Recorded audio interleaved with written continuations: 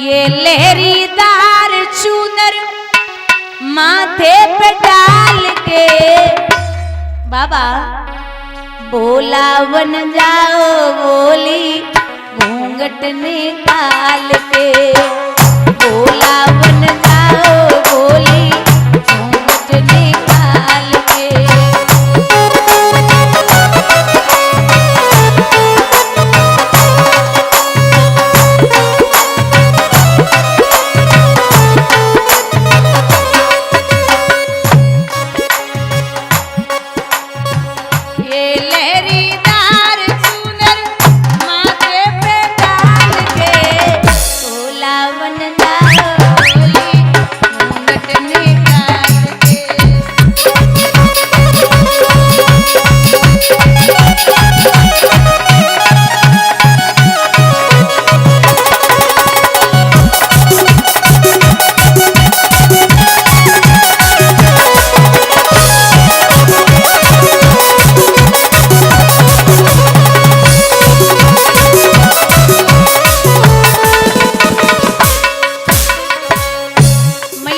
साड़ी तो पहनाई गई लेकिन नाथ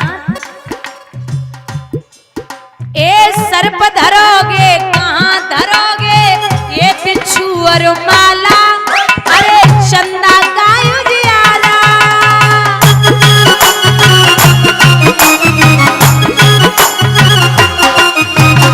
बाबा एक हाथ में डमरू सोहे एक बेजंती माला रे माला। बाबा बोले इनको रखूंगा गोरी झोले में डाल के बोला बन जाओ बोली घूंघट निकाल के।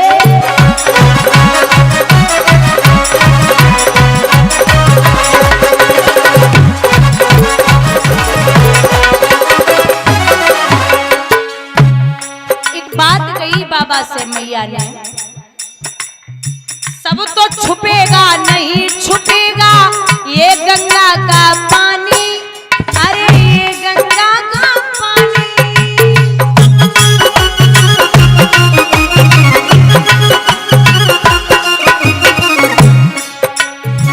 मर्दानी आवाज बलम जी कैसे करो जनानी जनानी पकड़े जाओगे कहीं मर्दानी चाल पे बोला बन जाओ बोली घूंघट निकाल के।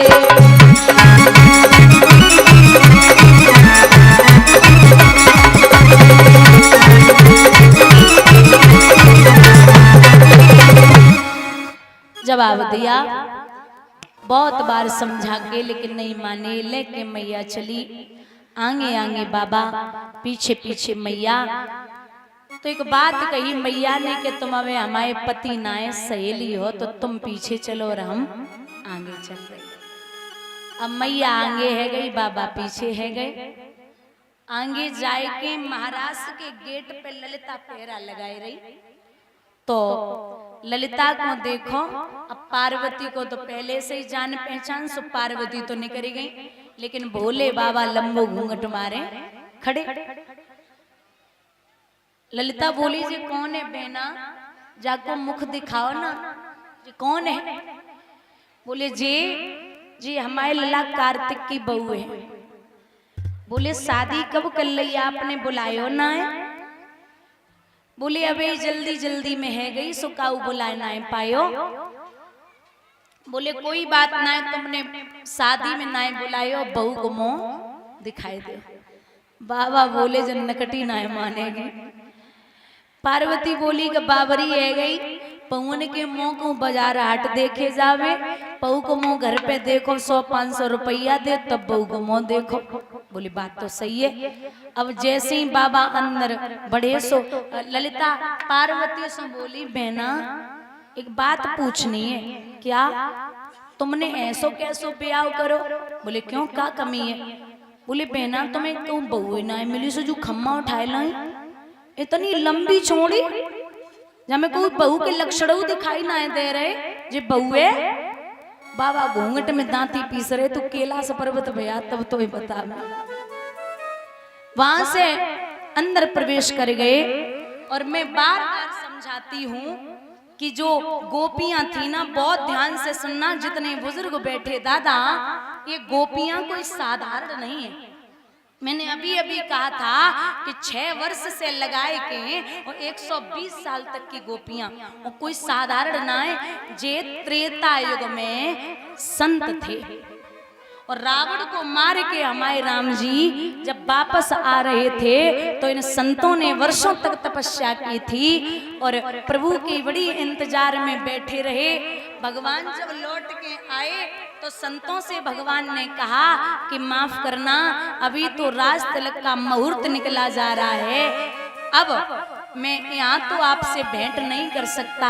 जब अगला युग आएगा, मतलब द्वापर युग, उस युग में आप सब संत गोपी बन के आना और मैं आप सबके साथ में महाराज करूंगा। ये कोई साधारण नहीं है, ये ब्रज की जितनी भी गोपी ग्वाल ये सब संत थे। बंधुओं, सबके साथ भगवान विहार कर रहे, लेकिन बाबा को चैन ना है। बाबा बोले देवी कछु कहने है। बोले क्या बात है? बोले कछु करो, थोड़ो सो साड़ी उतारे के हाथ में डमरू लेके नृत्य करने हैं। मैया दांती पीस के बोली देखो सब करो, लेकिन जे ही ना मानेंगे। बाबा आप समझो बात को, हमारे 2 पैसा किए जावेगी। जो बात सुनी सो मैया तो बार बार समझाए रहे, लेकिन बाबा ना मान रहे। वो रूप लिया, हाथ में डमरू, एक हाथ में त्रिशूल। जब घूंघट में थे ना तो कृष्ण ने अपने बाबा को एक नामकरण कर दियो। बोलिए गोपेश्वर भगवान की। गोपी बन के आए हमारे बाबा, आज गोपेश्वर नाम रखो। सखियों को हो गया घमंड कि भगवान हमारे बंधन में है, क्योंकि हर गोपी के पास कृष्ण थे। तो भगवान ने घमंड किसी का नहीं रखा। विद्वान कहते कि अंती रहते भगवती सैसे व्रजाना अतप्यम स्तमक्ष छड़ाम करंडयूथपमः। स्वयं परमात्मा सभी गोपियों के बीच से अंतर ध्यान हो गए। जैसे एक मणिधारी सर्प की मणि हो जाए, अब वो लालसा में पागल होने लगता है, उसी प्रकार से गोपियां भगवान के विरह में पागल होने लगी।